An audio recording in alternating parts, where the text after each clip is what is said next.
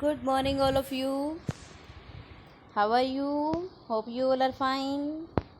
Today we will start a new topic of insurance chapter principle of insurance या essential elements of insurance contract. Insurance सभी को पता है दो parties के बीच में होता है। इसमें कुछ टर्म एंड कंडीशंस होती हैं। ये एक एग्रीमेंट होता है। जब एक पर्सन कॉन्ट्रैक्ट लेता है तो उसके बदले में वो इंश्योरर को इंश्योर्ड पर्सन कुछ पॉलिसी प्रीमियम पे करता है, पॉलिसी लेता है। और ये जो इंश्योरेंस है वो उसके रिस्क को कम कर देता है। तो यहाँ पर जो बात है वो है कि प्रिंसिपल्स कौन कौन से प्रिंसिपल हम इसमें फॉलो करेंगे। सबसे पहला प्रिंसिपल हमारा है principle of the utmost good faith.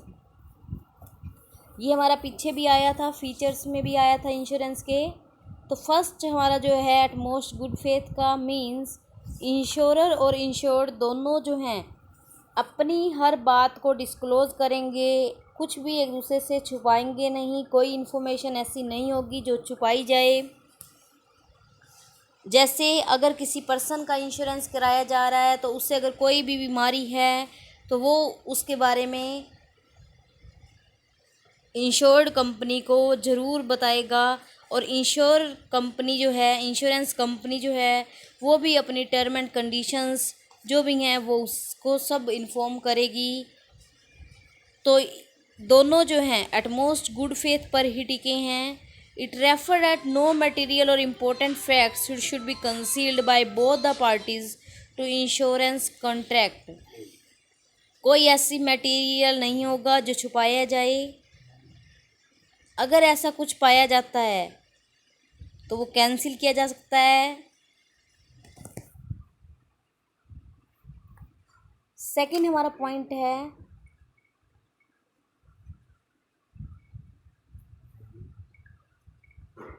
Principle of insurable interest.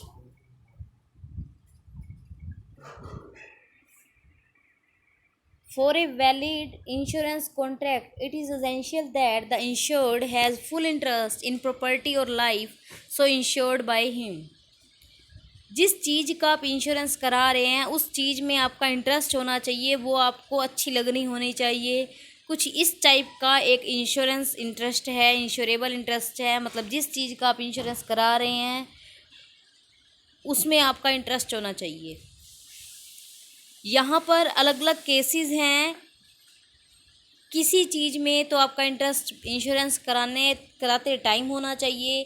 किसी केसेस में आपका इंश्योरेंस इंटरेस्ट जो है वो इंश्योरेंस कराने से पहले भी और कराने के बाद, मतलब कि जब लॉस हो तब भी होना चाहिए। कुछ ऐसे अलग अलग केसेस हैं। चलो देखते हैं हम ये क्या है। सबसे पहले बात तो ये है कि this means that if there is any damage or life of property so insured, the insured will have to incur loss due to his damage and the insured will be benefited if full security is being provided. यहाँ पर जो person है जो insurance करा रहा है वो अपनी प्रॉपर्टी का कराता है या लाइफ का कराता है। और अगर उसके साथ कुछ हैपनिंग होती है, कुछ डैमेज हो जाता है, कुछ लॉस हो जाता है तो इंश्योरेंस कंपनी जो है उसके लॉस को कम कर देती है, उसको पूरा की पूरी सिक्योरिटी जो है वो प्रोवाइड कर देती है।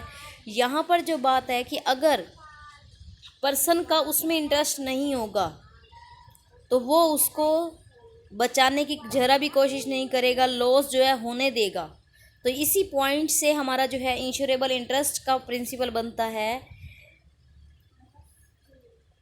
जैसे एक हस्बैंड अपनी वाइफ का इंश्योरेंस कराता है तो उन दोनों का आपस में इंटरेस्ट है तभी वो करा रहा है। दूसरी बात, इसी तरह हम अगर अपनी गुड्स का करा रहे हैं, अपनी गाड़ी का करा रहे हैं, अपने घर का करा रहे हैं तो वहाँ हमारा इंटरेस्ट होता है तभी हम करा रहे हैं।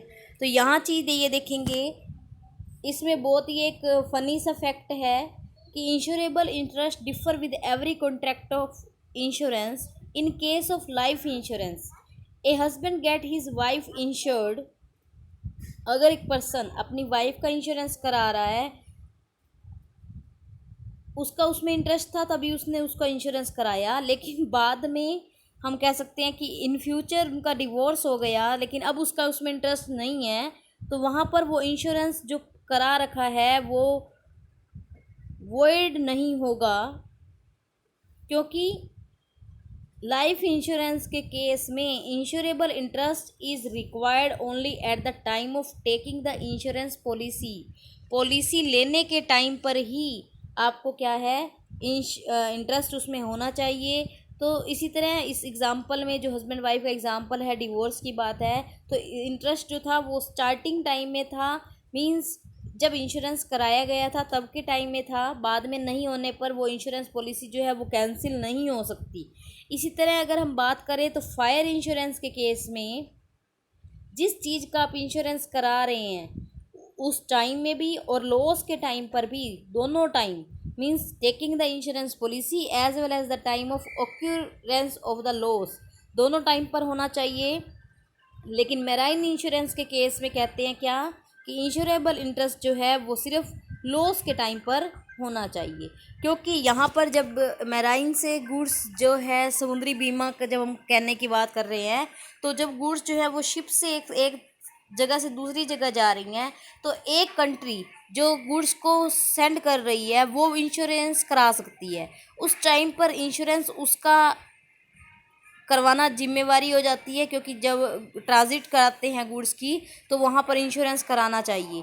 लेकिन जब हम बात की कर रहे हैं लॉस होने के टाइम पर, वो गुड्स किसी और पर्सन की हो चुकी, तो वहाँ पर इंटरेस्ट जो है वो किसी और पर्सन का हो जाएगा। इसीलिए यहाँ पर इंटरेस्ट जो है the time of occurrence of loss के टाइम पर माना गया है। नेक्स्ट हमारा जो है प्रिंसिपल ऑफ इंडेमनिटी। इंडेमनिटी क्या है? अगर हिंदी में बात करें इंडेमनिटी की तो वो होता है क्षतिपूर्ति, मतलब कि जितने का आपको लॉस होगा ना उतने की अमाउंट जो है वो इंश्योरेंस कंपनी के द्वारा पे की जाती है, except for the contract of life insurance. Life insurance को छोड़कर, क्योंकि वहाँ पर हम नहीं बता सकते कि हमको कितने का लॉस हो गया। Estimation regarding loss can be made on all other contracts. The principle of indemnity applies to all the contract except the contract of life insurance. The objective of contract of insurance is to compensate the insured for the actual loss he has suffered।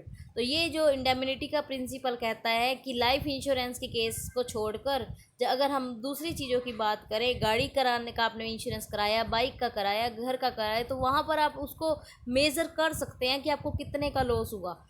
तो these contracts provide security against loss and no profit can be made out of these contracts. आप profit नहीं कमा सकते कि आपने insurance कराया तो आपको प्रॉफिट हो जाए, नहीं, ऐसा नहीं होगा। एक पर्सन ने अगर 50,000 रुपये का की गुड्स के लिए 70,000 रुपये का बीमा कराया तो ऐसा हो ही नहीं सकता कि वो 70,000 दे, वो आपको 50,000 ही देंगे, क्योंकि वो गुड्स जो है आपकी 50,000 की ही हैं। तो यहाँ पर आप 20,000 प्रॉफिट नहीं कमा सकते। इसी तरह अगर आपकी गुड्स 50,000 की थी और लॉस जो हुआ है वो 30,000 का हुआ है, तो आपको पूरा 50 नहीं मिलेगा, जितने का लॉस हुआ है 30,000 का, तो वो 30,000 ही मिलेगा। तो यहाँ पर ध्यान देंगे कि एक्चुअल वैल्यू जो है वो लेगा इंश्योरेंस, जो लॉस की इंश्योरेंस कंपनी जो है वो लॉस को मेज़र करेगी कितना में हुआ है, उस अकॉर्डिंग ही जो अमाउंट होगी वो पे की जाएगी। नेक्स्ट अमाउंट है प्रिंसिपल ऑफ वारंटी। वारंटी का means it refer to that the insured is supposed to follow all the express and implied condition of the insurance contract। सारी कंडीशंस को, चाहे वो कही गई हो, एक्सप्रेस की गई हो, चाहे इम्प्लाइड हो, तो उन दोनों को ही इंश्योरेंस कॉन्ट्रैक्ट में शामिल किया जाएगा, उसी को ही फॉलो किया जाएगा। तो यहाँ पर हमारा जो है 2 टाइप्स की वारंटी आ रही हैं। एक वारंटी जो हमारी है वो क्या है, एक्सप्रेस वारंटी, दूसरी इम्प्लाइड वारंटी। जो एक्सप्रेस है वो क्या है कि आप एक्सप्रेस करते हो किसी को, मींस आपने clear term and conditions mention की हुई हैं, जिससे वो पर्सन ने, a person getting his ship insured has to given a warranty that he will not take the ship to certain specified port. तो यहाँ पर क्लियर बोला गया था कि आपको इस रास्ते से शिप को नहीं लेकर जाना, तो वो क्लियर था, एक्सप्रेस किया गया था। इम्प्लाइड में अब देखो, these are the term and condition which are not written and are not mention in the insurance policy. कुछ ऐसी टर्म एंड कंडीशंस भी होती हैं जो कि लिखी नहीं गई होती, मेंशन नहीं की गई होती, लेकिन फॉलो करना होता है। जैसे कि कुछ ऐसे रूट हैं जहाँ पर जाना जो है खतरे से बाहर नहीं होता है, तो उस एरिया में जाना अलाउड नहीं होता है, लेकिन आप वहाँ जानबूझकर लेकर गए अपने शिप को, तो वहाँ पर क्या होगा कि डैमेज होने की वजह से इंश्योरेंस पॉलिसी जो है वो कैंसिल की जा सकती है, वो फॉलो नहीं करेगी अगर आपने उसकी कंडीशंस को फॉलो नहीं किया, क्योंकि उस एरिया में जाना ही खतरे वाली बात है, तो वो क्यों गए आप, तो इसीलिए इंश्योरेंस पॉलिसी जो है उसको कॉन्ट्रैक्ट को रद्द कर सकती है। यहाँ पर आप देखेंगे, after entering into a contract any newly form law hold it void to fulfil the contract when the insurer has freed the insured from fulfilling the insurance contract. Next हमारा पॉइंट आता है प्रिंसिपल ऑफ कॉन्ट्रीब्यूशन। कॉन्ट्रीब्यूशन क्या है? अब आप यहाँ देखेंगे, अगर आपने एक ही गुड का, आपने एक, आपकी मान लीजिए कार है 5 लाख की, आपने उसका इंश्योरेंस कराया, तो उसमें आपने 3 कंपनियों से इंश्योरेंस करा लिया। मान लीजिए आपने SBI से भी करा लिया, बिरला सन लाइफ से भी करा लिया और लाइफ इंश्योरेंस वाली कंपनी से, तीनों कंपनी से इंश्योरेंस करा लिया। तो उस केसेस में आपका लॉस जो है वो तीनों पर्सन से, तीनों कंपनी से 5-5 लाख रुपए नहीं मिलेगा। टोटल लॉस को तीनों कंपनी एवरेज के अकॉर्डिंग, उनके अमाउंट के अकॉर्डिंग, रेशियो के अकॉर्डिंग जो है वो दे देंगी।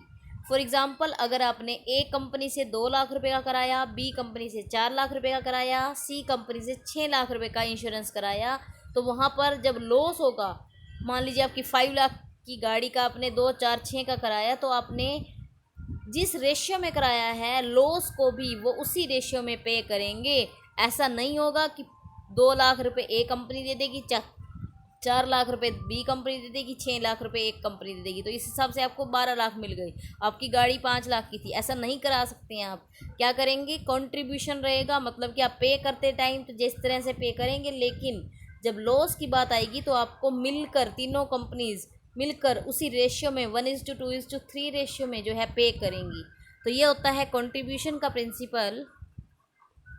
नेक्स्ट अमाउंट जो है प्रिंसिपल ऑफ सुब्रोगेशन। सुब्रोगेशन मतलब कि जो भी लॉस हुआ और इंश्योरेंस कंपनी आपको जो भी अमाउंट दे रही है, तो जो मान लीजिए आपकी आग लग गई है, आग लगने पर जो लॉस हुआ, वो जो मटेरियल है, जब हम कह सकते हैं स्क्रैप है, जो हमारा कबाड़ का मटेरियल है, वो आप खुद नहीं बेचेंगे, वो कौन ले जाएगा? इंश्योरेंस कंपनी ले जाएगी।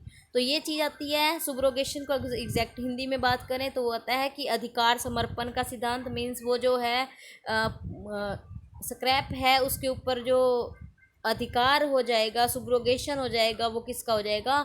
इंश्योरेंस कंपनी का हो जाएगा। इंश्योरेंस कंपनी आपको अमाउंट जितना लॉस हुआ वो पे कर देगी, लेकिन जो बर्नड हाउस जो बर्न हो गया, वो उसका जो मटेरियल है वो आप खुद सेल नहीं कर सकते। वो कौन सेल करेगा? इंश्योरेंस कंपनी ही सेल करेगी। आपको क्या है? उसको सौंप देना होगा। तो ये हमारा कॉन्ट्रैक्ट इसमें होता है। ये चीज़ ध्यान रखेंगे। इस केस में, हमारा लाइफ इंश्योरेंस के केस में ये नहीं होता है। नेक्स्ट हमारा है क्या? Principle of mitigation of loss. Mitigation of loss क्या है कि आप लॉस को कुछ ना मिनिमाइज करने की कोशिश करेंगे। ऐसा नहीं होगा कि अगर आप के सामने आग लग रही है तो आपने आग बुझाने के लिए बिल्कुल भी प्रयत्न नहीं किया, क्योंकि आप ये सोच रहे हैं कि हमारा तो इंश्योरेंस हो रखा है, हमें मिल जाएगा। ऐसा नहीं होता है। तो मिटिगेशन ऑफ लॉस का प्रिंसिपल कहता है कि आपने जब इंश्योरेंस करा रखा है तो भी आपका ये फ़र्ज बनता है कि आप लॉस को मिनिमाइज करेंगे, उसको आग को बुझाने की कोशिश करेंगे, जो भी आप कर सकते हैं। फायर ब्रिगेड को बुलाएंगे या पानी डालेंगे, जो भी। तो इस टाइप के अगर आप खड़े खड़े देख रहे हैं कि लगने दो, हमारा तो इंश्योरेंस हो रखा है, तो ऐसा नहीं होगा। अगर ऐसा कहीं से रिपोर्ट मिल जाती है तो वो भी क्या होएगा? हमारी इंश्योरेंस जो है वो रद्द किया जा सकता है।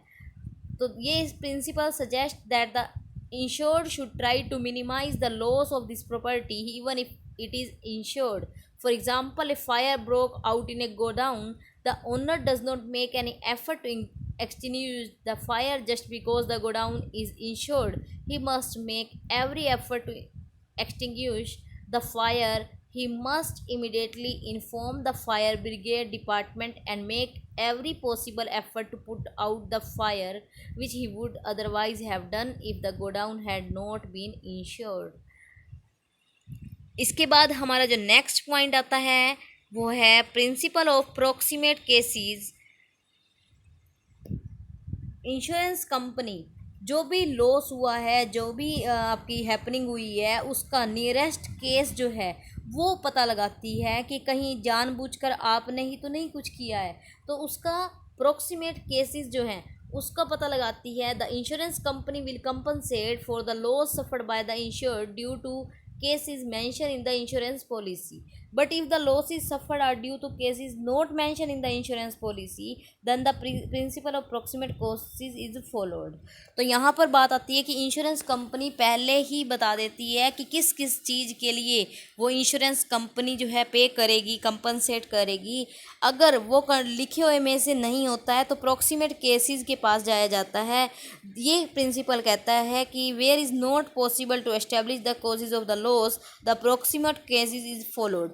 For instance, if a ship get damage due to constant friction with icebergs, and this case is damage to stock as well. Now this damage is to stock which is insured. The insurance company will pay the compensation। अब जहाज़ में तभी loss हुआ क्योंकि वो बर्फ़ की चट्टानों से टकराया, तो जिसकी वजह से लॉस हमारा जो स्टॉक है वो ख़राब हो गया, या उसमें शिप में छेद होने की वजह से उसमें पानी भर गया और हमारी गुड्स तक पानी पहुंच गया और जिस वजह से वो ख़राब हो गई। तो ये केसेस जो हैं वो प्रॉक्सिमेट केसेस को पहचाना जाएगा और उसके वजह से पे किया जाएगा। नेक्स्ट हमारा आता है क्या, टाइप ऑफ इंश्योरेंस कॉन्ट्रैक्ट। कौन कौन से टाइप हैं? फर्स्ट है हमारा contract between the insured and the insurer is known as the insurance contract. जो भी इंश्योर्ड और इंश्योरर के बीच में कॉन्ट्रैक्ट होता है उसको इंश्योरेंस कॉन्ट्रैक्ट कहते हैं।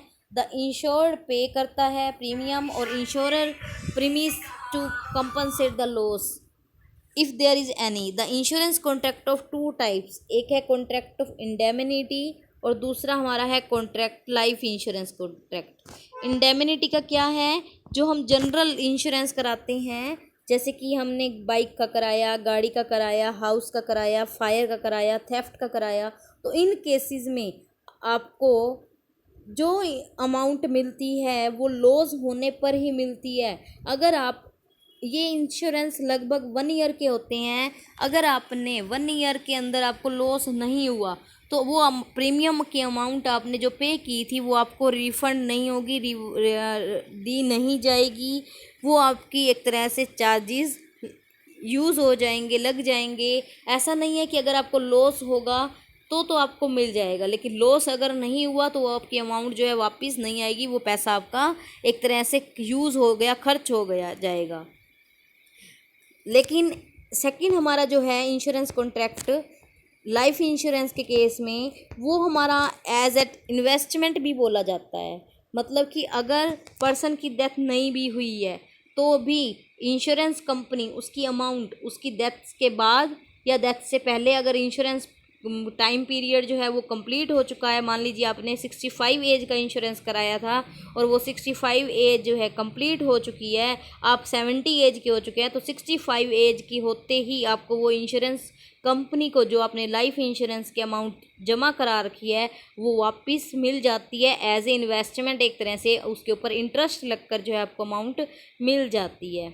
लेकिन अगर आपको की डेथ हो जाती है तो उसके बाद भी आपकी फैमिली को वो अमाउंट दे दी जाती है। तो यहाँ पर 2 टाइप के कॉन्ट्रैक्ट हो गए, एक इंडेमिनिटी का, एक लाइफ इंश्योरेंस का। जो लाइफ इंश्योरेंस का कॉन्ट्रैक्ट है वो इंडेमिनिटी के साथ साथ इन्वेस्टमेंट भी कहा जाता है, क्योंकि यहाँ पर पर्सन को लॉस होने के साथ साथ अगर उसको डेथ नहीं हुई तो भी पैसा मिल जाता है, वेस्ट नहीं जाता है। लेकिन जनरल इंश्योरेंस के केस में वो पैसा वेस्ट चला जाता है अगर लॉस नहीं हुआ तो। नेक्स्ट हमारा आता है री इंश्योरेंस एंड डबल इंश्योरेंस। अब री इंश्योरेंस क्या है? When it refer to that insurance in which an insurance company get its risk insured from another insurance company. एक इंश्योरेंस कंपनी अपने लॉस को कम करने के लिए किसी दूसरे इंश्योरेंस कंपनी के पास जाती है। When an insurance company get its risk insured from another insurance company, it is called reinsurance. जैसे लाइफ इंश्योरेंस कंपनी जो है वो किसी अदर इंश्योरेंस कंपनी का, जैसे कि बिरला सन लाइफ इंश्योरेंस कंपनी है, वो अपना इंश्योरेंस लाइफ इंश्योरेंस से करा रही है, तो उस केस में वो खुद को भी सिक्योर कर रही है, तो उस केसेस में जो है हम कहेंगे कि वो री इंश्योरेंस कहलाता है। In the in this insurance contract both the insured as well as the insurer are insurance company, दोनों ही इंश्योरेंस कंपनी होंगी। When an insurance company finds that its risk has exceeded a certain limit, it transfer a part of the risk to some other insurance company by taking reinsurance of certain items। जब एक company के पास loss की amount जो है ज़्यादा हो जाती है, रिस्क की अमाउंट ज़्यादा हो जाती है, तो वो अपने आप को इंश्योरेंस किसी दूसरी कंपनी से करा सकती है, तो उस केस में हम कहेंगे री इंश्योरेंस। नेक्स्ट है डबल इंश्योरेंस। डबल इंश्योरेंस क्या है? It refer to that insurance in which the same risk insured by two और मोर इंश्योरेंस कंपनीज। अगर कोई पर्सन अपने एक ही रिस्क के लिए, अपने एक ही बाइक के लिए वो दो कंपनियों से इंश्योरेंस ले रहा है, तो वो डबल इंश्योरेंस कहलाया जाएगा। तो जैसे कि लाइफ इंश्योरेंस के केस में, जनरल इंश्योरेंस के केस में पर्सन करता है। A person can get any number of life insurance policy of any amount. He will get predetermined amount in case of his death during the period of policy on the date of maturity of the policy, whichever is earlier. It means a person can take the benefit of double insurance। Life insurance के case में उसको double benefit मिल जाता है, लेकिन general insurance के case में वो benefit जो है वो कंपनसेट जो हुआ है उसको कलेक्टिवली हम कह सकते हैं कि किस अमाउंट में करेंगे, जितने का रेशियो था कंट्रीब्यूशन का, जहाँ पर प्रिंसिपल जो है फॉलो हो जाता है। पीछे हम कर चुके हैं कंट्रीब्यूशन का प्रिंसिपल। नेक्स्ट है क्या डिफरेंस है री इंश्योरेंस और डबल इंश्योरेंस में, रिलेशन क्या है? ये इंश्योरेंस कंपनी, दोनों इंश्योरेंस कंपनी के बीच में होगा, मतलब कराने वाली भी इंश्योरेंस कंपनी और करने वाली भी। दूसरा क्या है? ये ओरिजिनल इंश्योर्ड होगा। नंबर ऑफ इंश्योरर, यहाँ पर number of original insurer is restricted to 1। More than 1 insurer हो सकते हैं। Position of original insurer can not claim compensate from the reinsurer. Original insurer जो है वो can not claim the compensate from the reinsurer. Original insurer can claim the compensate from all the insurer but not more than the amount of actual loss. Utility का concept क्या कहता है? Insurance company जो है वो beneficial हो जाती है इसमें, और दूसरा जनरल पब्लिक जो है उससे बेनिफिट लेती है इसका। नेक्स्ट है हमारा इंश्योरेंस और एश्योरेंस। इंश्योरेंस और एश्योरेंस क्या है? These two words are used as synonyms but their meaning is different. The term assurance is used in life insurance policy. यहाँ पर assurance मतलब कि आश्वासन देना, कि जो कि लाइफ इंश्योरेंस के केस में यूज़ होता है, जहाँ पर आपकी मनी एश्योर्ड रहती है इंश्योरेंस कंपनी के पास। अगर डेथ नहीं भी हुई तो भी आपकी कंपनी जो है वो एक तरह से अमाउंट मिल जाती है, पे कर दी जाती है। लेकिन इंश्योरेंस का केस जो है, इंश्योरेंस वर्ड जो है वो किसके लिए बोला जाता है? जनरल के लिए यूज़ किया जाता है, जिसमें आपको लॉस की अमाउंट ही पे की जाती है।